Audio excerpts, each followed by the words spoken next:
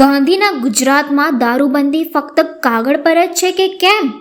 ગાંધીના ગુજરાતમાં દારૂબંધી છે, પરંતુ તે માત્ર કાગળ પર જ હોય તેવું જણાઈ રહ્યું છે. પ્રજા ટેક્સના પૈસે પગાર મેળવનાર પોલીસ તંત્રને દારૂબંધી અમલમાં લાવવાનો રસ હોય તેમ લાગતું જ નથી. હકીકતમાં આ બેદરકારી પાછળ હફતાનું રાજકારણ જવાબદાર છે. શરમવિહીન પોલીસ તંત્ર ખાખીની માન મર્યાદા જાળવી શકતું નથી. ફરજ પર જોડાતા પહેલા લેવામાં આવતી સોગંદો પણ પાલન થતું નથી. નાના બાળકને પણ ખબર હોય કે કયા વિસ્તારમાં દારૂ મળે છે, છતાં હાઈટેક પોલીસને એ ખબર પડતી નથી. તે વાત ગળે ઉતરતી નથી. પોલીસની રહેમ નજર હેઠળ બુટલેગરોએ પોતાનું મોટું સામ્રાજ્ય ઊભું કરી દીધું છે. કાયદો વ્યવસ્થા જાણે ખિસ્સામાં રાખીને ફરે છે. નશાબંધી ખાતું અને પોલીસ તંત્ર હોવા છતાંય સમાજમાં કોઈ ફરક પડતો નથી.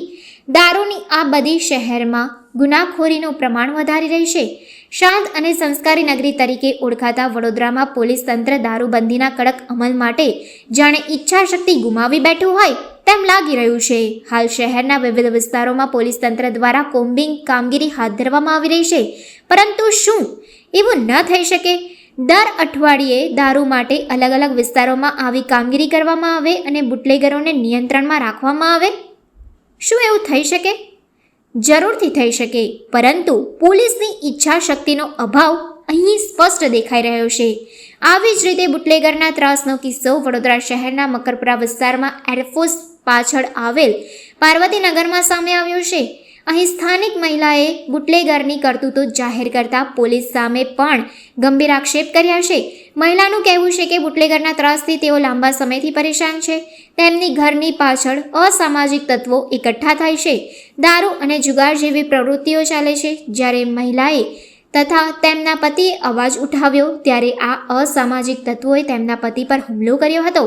આ અંગે મહિલાએ પોલીસ તંત્રને રજૂઆત કરી છે અને યોગ્ય પગલાં ભરવા માટે માંગ કરી છે. હવે જોવાનું એ રહેશે કે પોલીસ કાયદાની રક્ષક છે તે કેટલી જલ્દી આવા બુટલેગરો તથા અસામાજિક તત્વો સામે કાર્યવાही કરે છે તે તો આવનાર समय જ बतावશે. ये पार्वती नगर है, एयरफोर्स के पीछे.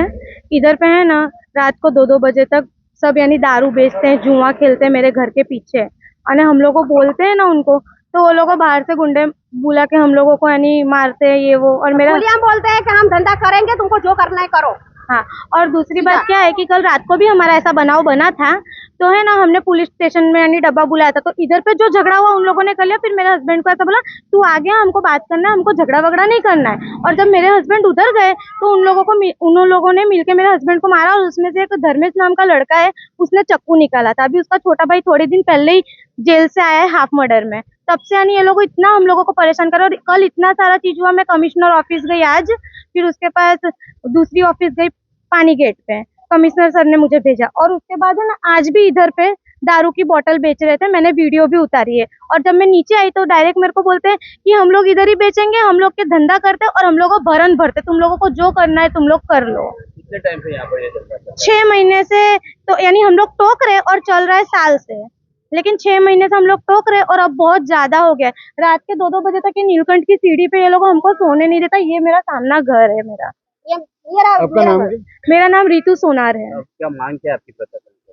यहाँ दारू नहीं बेचना चाहिए, बस और कुछ नहीं. दारू नहीं बिकने चाहिए. और दूसरी बात कि यहाँ जो कितने लड़के आते हैं और गंदी गंदी गालियाँ देते हैं ना, वो सब नहीं चाहिए, क्योंकि वो यहाँ के लड़के होते ही नहीं है. वो लड़के बाहर से आते हैं.